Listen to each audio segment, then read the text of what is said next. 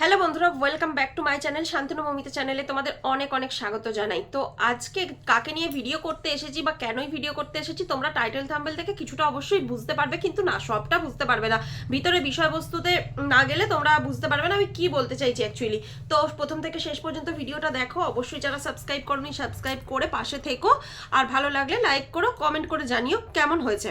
তো আসলে মোদ্দা কথায় আসি, জানো তো, কিছু কিছু মানুষের জীবনে না সুখ শান্তি বলে কিছু থাকে না। মানে যতই চেষ্টা করা হোক না কেন, আমরা কিছু কিছু মানুষ আছি প্রচুর সুখী। আমরা মানে কি, আমি আমার কথা বলছি না, মানে মানুষের সকলের কথা বলছি। কিছু কিছু মানুষ দুনিয়াতে সর্বসুখ পায়, আর কিছু কিছু মানুষ যতই চেষ্টা করুক যতই কষ্ট করুক না, সুখ যেন তাদের কাছে আসতেই চায় না, এমনকি শান্তিটুকুও না। এইরকম একটা মানুষের জীবন আমরা দেখছি। হ্যাঁ, সেই মানুষটাকে নিয়ে এর আগে আমি প্রচুর নেগেটিভ ভিডিও করেছি। কেন না, সে ভুল করেছে, আর সেই ভুলটা যখন ভুল স্বীকার করে না, তখন তার ভুলটাকে ক্ষমা করে দিতে হয়। আর আজকের দিনে দাঁড়িয়ে সে কিন্তু ভুল স্বীকার করে, আর সেই ভুলের জন্য সে এত অনুতপ্ত যে সেটা শোধরাতে তো আর পারবেই না, কিন্তু সেই জায়গাটাতেও সে যেতে চায় না, এরকম একটা ব্যাপার। হ্যাঁ, আমি অবশ্যই আমাদের ম্যান্ডির মাকে নিয়ে কথা বলছি।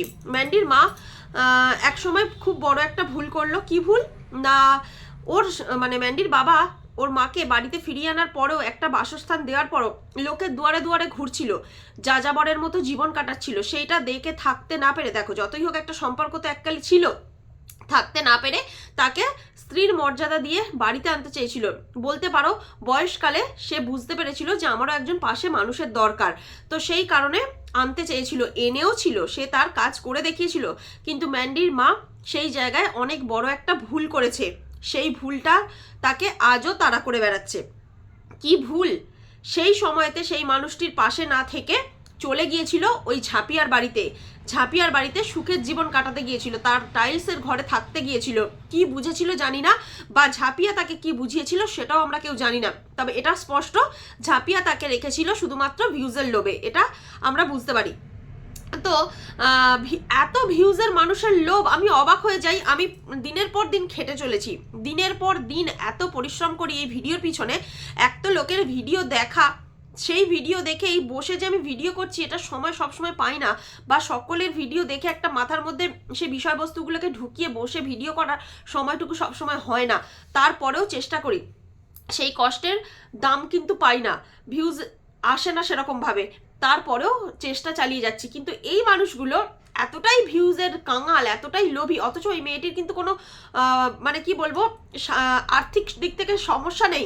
ওই মেয়েটি যথেষ্ট একটা উচ্চবিত্ত ঘরের মানুষ, মধ্যবিত্তও নয়, উচ্চবিত্ত ঘরের মানুষ।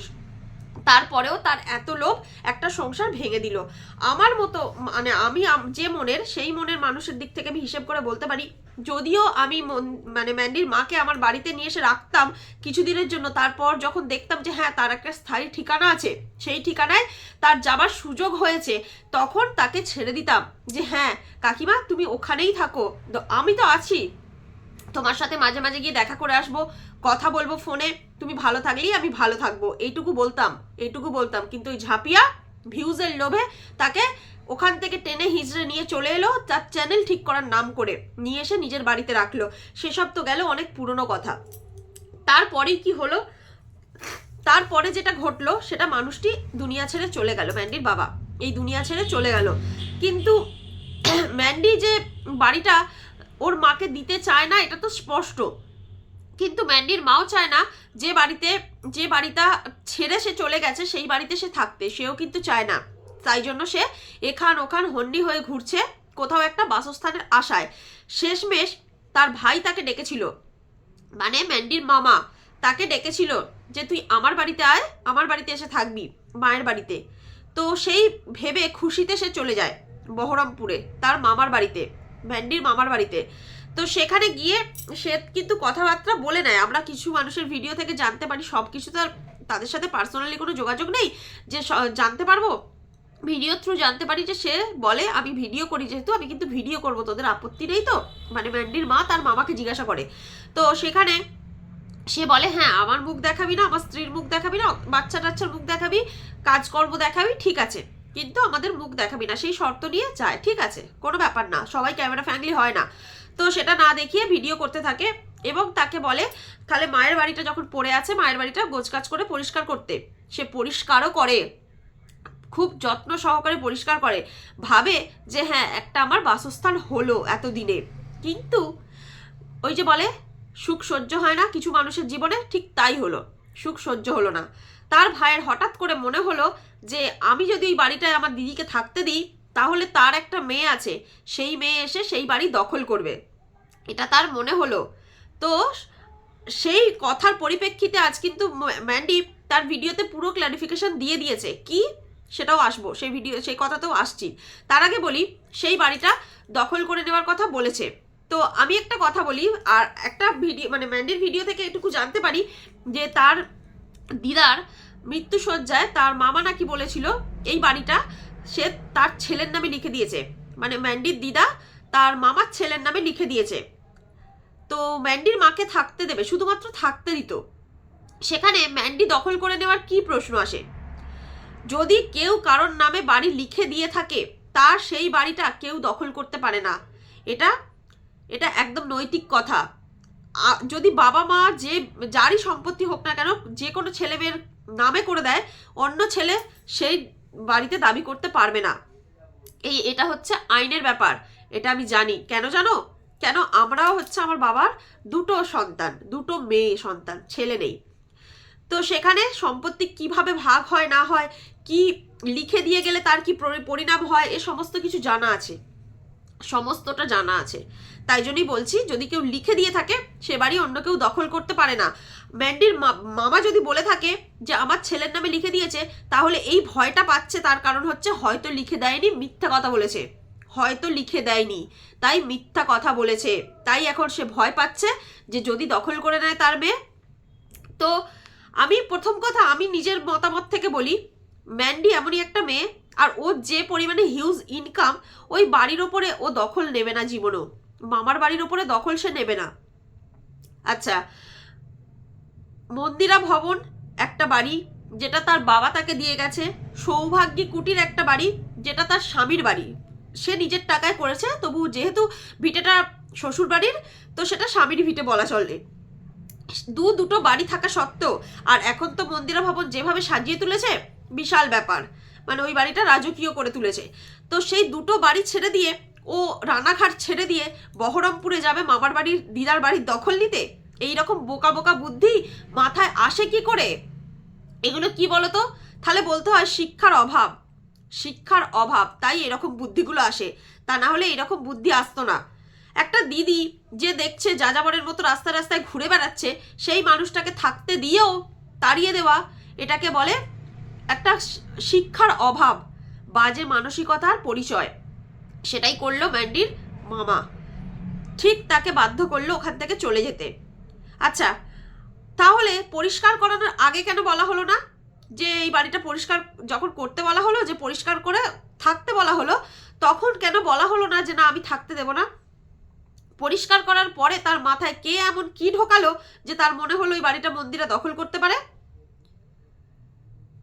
লজ্জাও করে না কিছু কিছু মানুষের, সত্যি আমার ভাবতে অবাক লাগে, এদের মধ্যে রক্তের সম্পর্কের থেকে কুটিলতাটা বেশি, কুটিলতাটা বেশি। ম্যান্ডিকেও কিছু কথা বলবো, কিন্তু এই ভিডিওতে নয়, পরের ভিডিওতে। আচ্ছা, এবার বলি ম্যান্ডি যে ক্ল্যারিফিকেশন দিয়েছে, ম্যান্ডি নিজে বলেছে এই বিষয়ে যদি কেস কামারি করে, যদি ওর নামে না থাকে সেই বাড়ি, তাহলে ওর মাও ভাগ পাবে, আর সেটা করা উচিত। সে তার মাকে ফোর্স করেছে সেটা করার জন্য, আর সে তার মা যদি, ম্যান্ডির মা যদি এই বিষয়ে কোনো একটা স্টেপ নেয়, তখন তুমি আরও ফাঁসবে মামা, আরও ফাঁসবে, বুঝলে তো? তাই জন্যই বলছি ভদ্রভাবে থাকতে দাও না, বাড়িটা তো পড়েই ছিল এতদিন ধরে। তো ওই মানুষটি যদি গুছিয়ে বাগিয়ে নিয়ে থাকতে চায় তো কি এমন দোষ? ওই ঝাঁপিয়ার বাড়ি থেকে জিনিসপত্রগুলো নিয়ে যাওয়ার জন্য একটা ভাড়া লাগে, সেই ভাড়াটা করে যদি নিয়ে চলে যেত তখন তার কি হাল হতো? ওই টাকাটাও তো নষ্ট হতো, তাই না? শুধু শুধু টাকাটাও তো নষ্ট হতো। তোমরা মানুষ না অন্য কিছু? দেখতে পাচ্ছ একটা মানুষ যাযাবরের মতো দিন কাটাচ্ছে, সে নিজের মতো থাকতে চায়। আমি একটা জিনিস যতদূর ম্যান্ডির মাকে চিনেছি, অনেক দোষ করেছে, অনেক ভুল করেছে, কিন্তু মানুষটা সরল, মানুষটা সরল। এই যে ইউটিউবের টাকা তার কাছে আসবে, অবশ্যই আসবে, তার ভিডিওতে অ্যাড এসে গেছে, তার $100 হয়েও যাবে খুব তাড়াতাড়ি, আর তার ভিডিওতে যা ভিউজ, এই মাসেই, এই যে মার্চ মাসের 24-25 তারিখ করে অবশ্যই টাকা ঢুকে যাবে তার অ্যাকাউন্টে।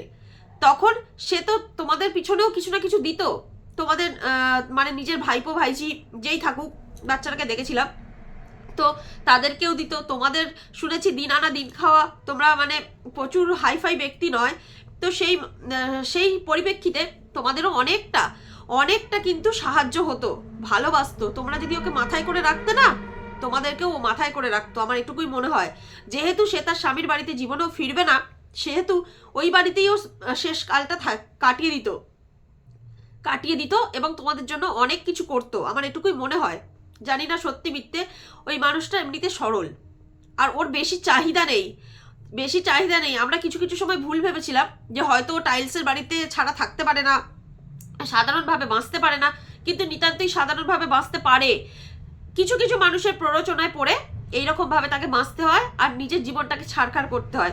ওই যে যার সাথে লিভিংয়ে ছিল, সে নাকি বলেছিল যে আমি যদি কোনো কারণে চলে যাই দুনিয়া ছেড়ে, তুমি যাযাবরের মতো জীবন কাটাবে। ঠিক তাই হচ্ছে, কিছু মানুষের কথা যেন তো ফলে যায়, ঠিক তাই কিছু মানুষের কথা ফলে যায়, সেটাই হচ্ছে। যাযাবরের মতো জীবন কাটাচ্ছে, একটা স্থায়ী ঠিকানা পেয়েও হারিয়ে ফেললো আবার। তবে আমার উচিত, আমি ওই ব্যান্ডির মামাকে রিকোয়েস্ট করব যাতে থাকতে দেওয়া হয়, যতদিন বাঁচবে থাকবে, তারপর তোমাদেরই থাকবে, তোমার ছেলেই পাবে, মন্দিরা জীবনেও নেবে না। আচ্ছা, মন্দিরের বিষয় বলি। মন্দিরা নিজে মুখে বলেছে যে ওর মামাকেও তুই করে কথা বলেছে, যেহেতু বলে ছোটবেলা থেকে নাকি একসাথে খেলা করে বড় হয়েছে, তাই তুই তোকারি হতেই পারে, ওটা নিয়ে কোনো প্রশ্ন নেই। তো ওর বাবাকে বলেছে তুই কোর্টের কাগজ নিয়ে আয় আমার কাছে, আমি লিখিত দেব যে আমার মায়ের অবর্তমানে আমি ওই বাড়ির দখল নেব না, আমার মা যতদিন বাঁচবে ততদিন থাকবে, তাছাড়া ওই বাড়ির দখল আমি কোনোদিন নিতে যাব না, আমার মন্দিরা ভবন সৌভাগ্যী কুটি ছেড়ে আমি তোর ওই বাড়িতে যাব, এই কথা বলেছে। পারলে এই কোর্ট কাচারি কেস কাবারি ছেড়ে দিয়ে পারলে একটা কোর্টের কাগজ এনে তোমার ভাগ্নির কাছ থেকে লিখিয়ে নিয়ে যাও যে হ্যাঁ ও এটা বলেছে, লিখেও দিয়েছে, ওই বাড়ির দখল সে কোনোদিন নেবে না। আর আমরা মন্দিরাকে যতটুকু চিনি, ও সেটাই করবে।